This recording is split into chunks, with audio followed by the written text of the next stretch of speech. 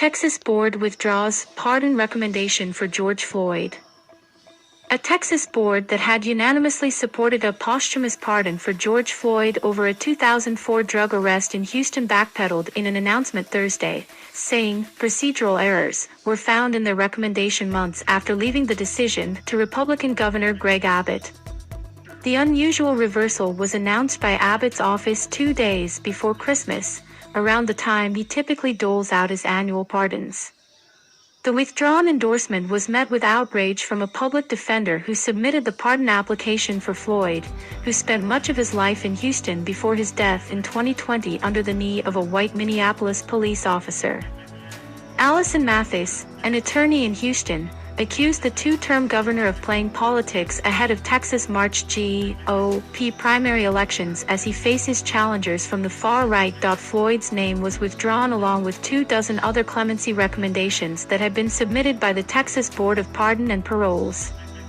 In a letter dated December 16 but not released publicly until now, the board told Abbott that it had identified unexplained departures from its process of issuing pardons and needed to reconsider more than a third of the 67 clemency recommendations it sent to Abbott this year, including the one for Floyd.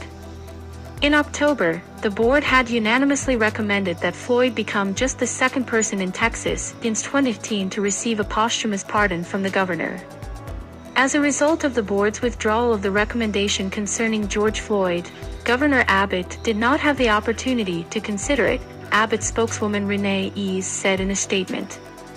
Mathis called the last-minute reversal a ridiculous farce. She said the board, which is stocked with Abbott appointees, did not make her aware of any issues prior to the announcement from the governor's office.